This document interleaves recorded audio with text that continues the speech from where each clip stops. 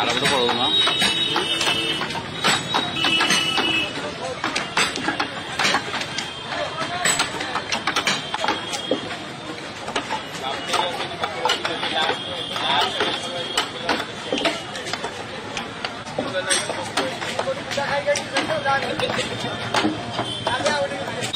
জীবনে কিছু করবেন କିନ୍ତୁ ଜୀବନ ଜୀବନ ନିଜେ କରିପାରିବ ଆଗେ ବିନା ନିଶାରେ ପେଲେଇବ ବିନା ଇଏରେ ଭଲ ପଇସା ପାଇବା କଥା ହେଲେ ନା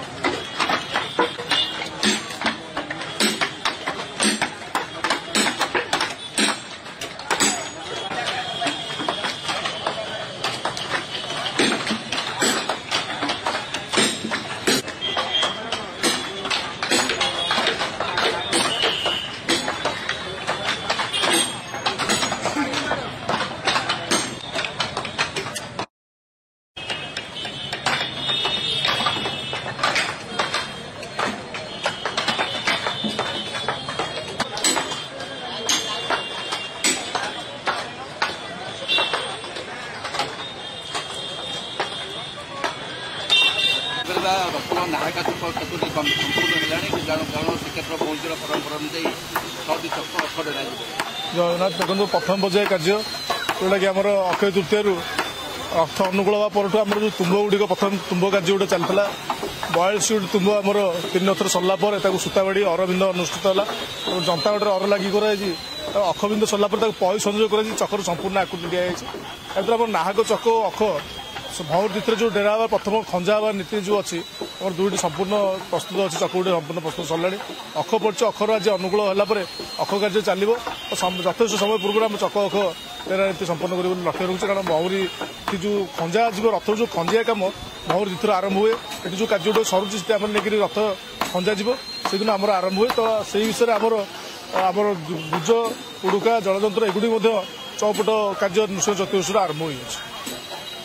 ମୋ ନାଁ ପଞ୍ଚାନନ ମହାପାତ୍ର ରୂପକାର ସେବାୟତ। ଆପଣମାନେ ଯେଉଁ ନୃସିଂହ ଚତୁର୍ଦଶୀରେ ଯେଉଁ ଗୁଜ ଅନୁକୂଳ କାମ କରିଥିଲେ ବର୍ତ୍ତମାନ ପର୍ଯ୍ୟନ୍ତ କୋଣ ଗୁଜ କାର୍ଯ୍ୟ କିଭଳି ଚାଲିଛି ସିଂହଗଡ଼ କିଭଳି ଭାବରେ କରିକି କରୁଛନ୍ତି? ଜଗନ୍ନାଥଙ୍କ ଦୟାରୁ ଠିକ୍ ସେ କାମ ଚାଲିଛି। କାହିଁକିନା ତାଙ୍କ ଇଏ ନହେଲେ କିଛି କାମ ହେଇପାରିବନି।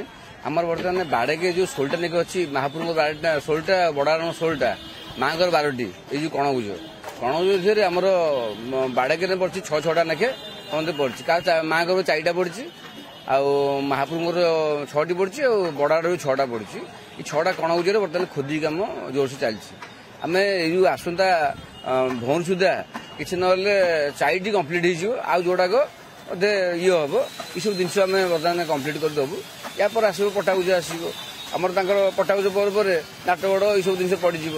ତାଙ୍କର ମେନ୍ ଆମର କାମ ଏନେ କ'ଣ ନା ତାଙ୍କର ସାବିତ୍ରୀକି ପଡ଼ିଯିବ ଡଣ୍ଡା ପଡ଼ିଲେ ଗୁଜ ତକ ଯାଇ ସେଠି ଫିଟିଂ ହେବ। ଯାହାଦ୍ୱାରା ସେଟିଂରେ ହେବ ସେ କାମ। ସେଥିପାଇଁ ଆମର ଯେଉଁ 8ଟା ଗୁଜ ଅଛି 4 ଗଣରେ ଯେଉଁ 8ଟି ଗୁଜ 8ଟା କମ୍ପ୍ଲିଟ୍ ଆଗ ଦେବାକୁ ପଡ଼ିବ। ତାପରେ ତୀଖ ଗୁଜ ଯେଉଁ ନବା ଗୁଜ ଅଛି ତୀଖ ଗୁଜ ସେ ସାଇଡ୍ ଗୁଜ ଆଗ ଏଇ 8ଟା ଗୁଜ ଆମେ ନାଗି ପଡ଼ିକିରି ତାକୁ ସାବିତ୍ରୀକି ଆମେ ତାଙ୍କୁ ସେଇଟାକୁ ଦେବାକୁ ପଡ଼ିବ। ରୂପକାର ଆଜ୍ଞା 21 ଜଣ ନାଗିଛନ୍ତି ଛୋଟରୁ ବଡ଼ ଯାଏଁକେ। ଯେଉଁ ଗୁଜରେ ନାଗିଛନ୍ତି ସମସ୍ତେ ଗୁଜ କାମ କରୁଛନ୍ତି ଛୋଟରୁ ବଡ଼ ଯାଏଁକେ। ସେମିତିଆ ସିଂହାସନ ଅଛି ଏସବୁ ଜିନିଷ ଅଛି। ପର୍ଯ୍ୟାୟ ଯେଉଁ କାମ ଆସିବ ସେ ଅନୁସାରେ ଆମେ କାମ ତାଙ୍କୁ ଯୋଗାଇ ଦେବୁ। ଏଇ ଯେଉଁ ଖରା ଫରା ଯେଉଁ ହେଉଛି ମହାପ୍ରଭୁଙ୍କ ଦ୍ୱାରା କିଛି ଏଠି ଅସୁବିଧା ନାହିଁ କିଛି ନାହିଁ ଏଠି। ଜୟ ଜଗନ୍ନାଥ।